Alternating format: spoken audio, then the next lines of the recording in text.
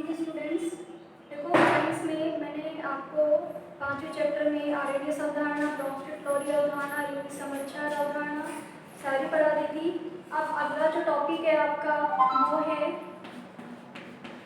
PH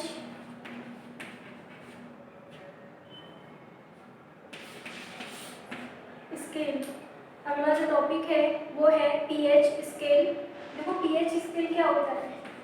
pH बराबर होता है -log H प्लस, मतलब ये हाइड्रोजन आयन हो गए, हाइड्रोजन आयन की ये ब्रैकेट का मतलब वही सांद्रता, हाइड्रोजन आयन की सांद्रता के ऋणात्मक लघुगुणक को पीएच कहते हैं।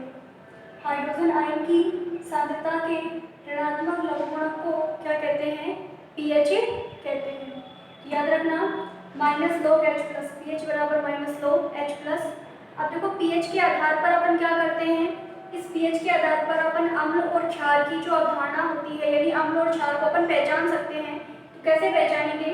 देखो एक पीएच स्केल का मतलब एक स्केल होता है जिसमें कुछ पैमाने होते हैं, जैसे कि 7 हो गया, 6, 5, 4, 3, 2, 1, 8, 9, 10, 11, 12, ये 13 और ये 14। अब देखो इसके अंदर जो ये 7 है ये है उदासीन। यहाँ पर अगर पीएच का मान 7 है, इसका मतलब ना तो ये अम्ल है और ना ही क्या है ये क्षार। अगर 7 से ये कम है, अगर 7 से ये कम है तो ये क्या हो जाएगा? आपका अम्ल हो जाएगा। 7 से ज़्यादा है तो क्षार। जैसे 1 का मतलब क्या हो जाएगा? प्रबल अम्ल, क्या हो जाएगा? ये प्रबल अम्ल। और 14 का मतलब क्या हो जाएगा? प्रबल क्षार, क्या हो जाएगा? प्रबल क्षार। तो जैसे ये दुर्बल अम्ल है, दुर्बल इधर आते आते क्या हो जाएगा? ये प्रबल अम्ल। ऐसे ही दुर्बल क्षार है, इधर जाते जाते क्या हो जाएगा? ये प्रबल क्षार। तो ध्यान रखना ये प्रबल अम्ल है और ये क्या हो जाएगा? प्रबल क्षार। तो आपको ढंग से याद रखना है कि 7 का मतलब उदासीन, इससे कम प्रबल अम्ल, इससे ज्यादा क्या हो जाएगा? आपका जो है दुर्बल क्षार हो जाएगा, सॉरी प्रबल क्षार हो जाएगा। अब प्रबल अम्ल में अगर अपन एग्जांपल लेके चले तो प्रबल अम्ल में जैसे H2SO4 HCl है, HNO3 है, ये नाइट्रिक एसिड है, सल्फ्यूरिक एसिड है, हाइड्रोजन क्लोराइड है, ये एग्जांपल है प्रबल अम्ल के। ऐसे अपन प्रबल क्षार की अगर बात करेंगे, प्रबल क्षार में NaOH है, प्रबल क्षार में NaOH आ जाएगा, NaOH KOH, ये प्रबल क्षार के एग्जांपल है। अब देखो आगे,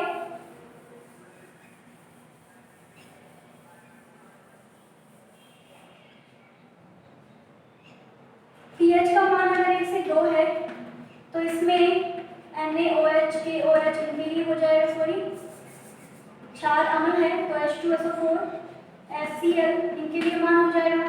पीएच का मान अगर 13 से 14 है, प्रबल क्षार है, तो प्रबल अम्ल की बात होगी। प्रबल क्षार में NaOH है, KOH है, ये क्या हो जाएगी? आपकी प्रबल क्षार। ये प्रबल अम्ल हो गई और ये क्या हो जाएगी? प्रबल क्षार। ध्यान रखना।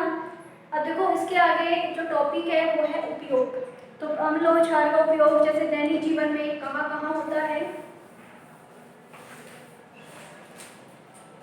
देखो जो उपयोग है अम्ल और क्षार के उपयोग की अगर हम बात करें तो उपयोग में जैसे फर्स्ट नंबर पर अगर हम बात करते हैं तो जैसे चींटी का डंक है,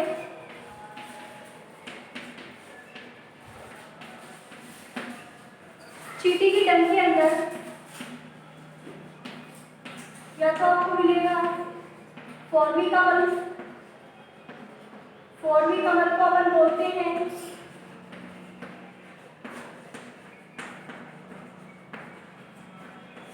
मेथेनोइक अम्ल।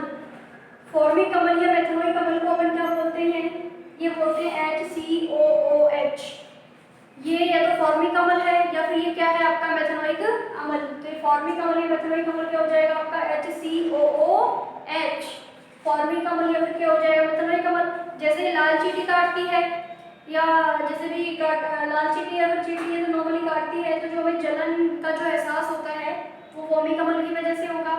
इसके अलावा जो हमारे दांत होते हैं, देखो मुंह के अंदर बैक्टीरिया जीवाणु हमेशा उपस्थित होते हैं, लेकिन जब हम पेस्ट कर लेते हैं तो वो फिनिश हो जाते हैं, कम हो जाते हैं। रात को खाना खाने के बाद हम जैसे सोते हैं तो बैक्टीरिया, क्योंकि हमारे दांतों से कुछ ऐसे भोजन के कण चिपके रह जाते हैं और बैक्टीरिया उन भोजन के कणों से, दांत पे चिपके हुए भोजन के कणों से अपना खाना लेते हैं और बदले में बैक्टीरिया जो एसिड जो है दांतों पर छोड़ते रहते हैं, तो वो एसिड दांतों पे जमा हो जाता है और सुबह हमारे मुंह के अंदर जो स्मेल आती है, दांतों पर जो पीलापन होता है, वो उस एसिड की वजह से ही होता है। तो एसिड जो होता है दांतों पर, एसिड या फिर आप कह सकते हो कि अम्ल जो होता है दांतों पर, अम्ल को दांत क्षार कर सकता है। तो हम लोग जो पेस्ट करते हैं, जो मंजन करते हैं, वो मंजन के अंदर क्या होता है, क्षार होता है और वो क्षार दांतों पर चिपके हुए अम्ल को क्या कर देता है, न्यूट्रल कर देता है। तो आपको ध्यान रखना है, अम्ल को दासिन कौन कर सकता है, केवल क्षार। अम्ल को दासिन कौन कर सकता है, केवल क्षार। ध्यान रखना है आपको। दांत के अलावा जो अगला है वो कौन सा पॉइंट है, देखो दांत हो गया, दांत के अलावा मुंह हो गया, दांत हो गया। अब देखो इसके बाद दैनिक जीवन में जो मिट्टी होती है खेत के अंदर, मिट्टी में जैसे पौधे लगते हैं, अगर ये पौधे, कई बार ऐसा होता है कि पौधे जैसे नहीं लग पाते या इनकी जड़ें नहीं लग पाती हैं, तो इसका रीज़न ये भी होता है कि मिट्टी या तो बहुत ज़्यादा मिट्टी में अम्ल हो जाता है या बहुत ज़्यादा क्षार, आवश्यकता से ज़्यादा मिट्टी में या तो अम्ल हो जाता है या फिर क्या हो जाता है, क्षार। अगर मिट्टी में आवश्यकता से ज़्यादा अम्ल है तो क्षार डाल देना, अगर मिट्टी में आवश्यकता से ज़्यादा क्षार है तो क्या डाल दोगे आप, अम्ल डाल दोगे। अगर आवश्यकता से ज़्यादा अम्ल है तो क्षार डाल दोगे और क्षार है तो आप क्या डाल दोगे, अम्ल डाल दोगे। जैसे मान लो अम्ल के रूप में, जैसे अम्ल क्षार में हम लेके चलते हैं तो जैसे कैल्शियम है, मैग्नीशियम है, पोटेशियम है, कई बार अपन जो कैल्शियम सल्फेट जो है इसको भी यूज़ कर लेते हैं डालने के लिए, जिप्सम वगैरह, या फिर अपन CaCO3 चूना पत्थर भी अपन जो है क्षार के रूप में इसमें डाल देते हैं मिट्टी के अंदर एसिडिटी को कम करने के लिए। तो उसमें भी जो है दैनिक जीवन में इसका उपयोग किया जाता है। कई ऐसे पौधे होते हैं जो जंगल में, जैसे जो हमारे टच हो जाते हैं तो हमें खुजली वगैरह होने लग जाती है, उनका रीज़न भी होता है कि जब हमारी स्किन या त्वचा पर टच हो जाते हैं तो उसकी वजह से क्या हो जाता है कि स्किन के ऊपर अम्ल आ जाता है, उस अम्ल से हमारी स्किन में क्या हो जाता है, खुजली और जो क्या होता है, दर्द होता है। तो उस पर भी हम लोग जो है मिल्क ऑफ मैग्नीशिया जो एंटी एसिड होता है ना, या फिर और भी कोई जैसे बेस होते हैं, क्षार का उपयोग करके लगा के स्किन पे क्षार, जो दवाई आती है क्षार, वो लगा के हम जो खुजली को दूर कर सकते हैं। इसके अलावा एक सबसे अच्छा उपयोग और है इसका, देखो मिल्क ऑफ मैग्नीशिया,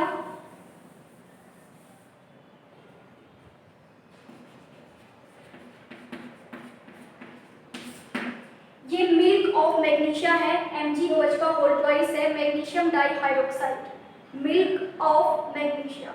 देखो मिल्क ऑफ मैग्नीशिया क्या काम करती है, मिल्क ऑफ मैग्नीशिया का मतलब होता है कि ये जैसे हमारे पेट के अंदर थोड़ी एसिडिटी हो जाती है तो उस टाइम क्या करते हैं कि एसिडिटी को, एसिड को न्यूट्रल करने के लिए हम बेस का यूज़ करते हैं, क्षार का उपयोग करते हैं। तो बाजार में आपको मिल्क ऑफ मैग्नीशिया के रूप में दवाई मिलती है, इसको खाने से पेट के अंदर जो अम्ल होता है वो न्यूट्रल हो जाता है, न्यूट्रल हो जाता है और आप इससे क्या हो सकते हैं, ठीक भी हो सकते हैं। तो ध्यान रखना, एसिडिटी को कम करने के लिए इसका उपयोग किया जाता है। इसके अलावा कई बार हम लोग जो है खाने का सोडा होता है, सोडियम हाइड्रोजन कार्बोनेट, इसका उपयोग भी हम लोग जो है एसिडिटी को कम करने के लिए कर सकते हैं। ये भी क्या है, एज ए बेस है, तो उसको भी अपन यूज में ले सकते हैं।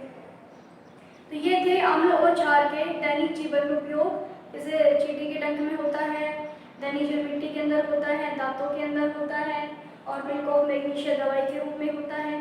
तो ये सारे जो है अम्ल और क्षार के दैनिक जीवन में होने वाले क्या हैं, उपयोग हैं। अब जो नेक्स्ट है,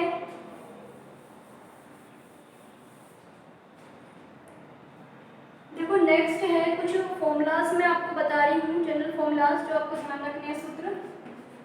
जैसे एक तो आपको अभी मैंने बताया NaCO3, ये है खाने का सोडा, खाने का सोडा या मीठा सोडा कह सकते हो। एक है Na2CO3, इसको अपन कहेंगे सोडियम कार्बोनेट, सोडियम कार्बोनेट। एक है आपका Na2CO3 10H2O, ये है धावन सोडा यानी कपड़े धोने का सोडा। इसके अलावा अपन और एग्जाम्पल ले सकते हैं, खाने का सोडा हो गया, सोडियम कार्बोनेट हो गया, धावन सोडा हो गया। इसके अलावा अपन और एग्जाम्पल्स में क्या ले सकते हैं, और एग्जाम्पल्स में जैसे एक होता है आपका K2SO4 Al2SO4 का whole price 24H2O, K2SO4 Al2SO4 का होल प्राइस 24H2O। इसका नाम है फिटकरी।